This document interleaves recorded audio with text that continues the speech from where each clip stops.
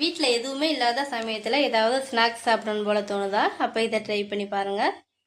ஒரு கடாயில் ரேசன் புழுங்கரிசியை சேர்த்துட்டு நல்லா பொரிச்சு எடுத்துக்கலாம். நான் இப்போ பொரியல் தாங்க செய்ய போகிறேன். நீங்கள் 80s 90 கிட்ஸ் இருந்தீங்கன்னா கண்டிப்பாக இதை பற்றி தெரிஞ்சிருக்கும் உங்களுக்கு. பொரியரிசியை நல்லா வறுத்தாச்சுங்க. இப்போ தண்ணி ஊற்றிட்டு ஒரு 2 மணி நேரம் ஊற வச்சு எடுத்துக்கலாம். நல்லா ஊறட்டும். ஒரு 2 மணி நேரம் ஊறினா தான் அது நல்லாயிருக்கும். நான் இந்த ரெசிபி பண்ணணும்னு நினைக்கவே இல்லைங்க. நான் பொடி முணுக்கிறதுக்காக நான் அரிசி வறுத்துக்கிட்டு இருந்தேங்க, பொரியரிசி. இந்த பொரியரிசியை பார்த்ததுமே எனக்கு சின்ன வயசு ஞாபகம் வந்துருச்சு. அப்போல்லாம் எங்கள் பாட்டியெல்லாம் பார்த்தீங்கன்னா இந்த பொரியரிசியை வச்சு நிறைய ரெசிபிலாம் பண்ணி கொடுப்பாங்க. இந்த பொரியரிசி நல்லா 2 மணி நேரம் ஊறிடுச்சுங்க. இப்போ திருகின தேங்காயும் கொஞ்சமாக ஜீனியும் சேர்த்துட்டு நல்லா கலந்து விட்டுக்கலாங்க. இதோட கொஞ்சமாக உப்பு சேர்த்துட்டு நல்லா கலந்து விட்டுக்கலாம். உப்பு சேர்த்தாதாங்க இதுக்கு நல்லாயிருக்கும். சூப்பரான பொரியரிசி ரெசிபி ரெடி ஆயிடுச்சுங்க. நான் சின்ன வயசில் இருக்கும் போதெல்லாம் எங்கள் வீட்டிலலாம் இதாங்க அதிகமாக ஸ்நாக்ஸாகவே செய்வாங்க.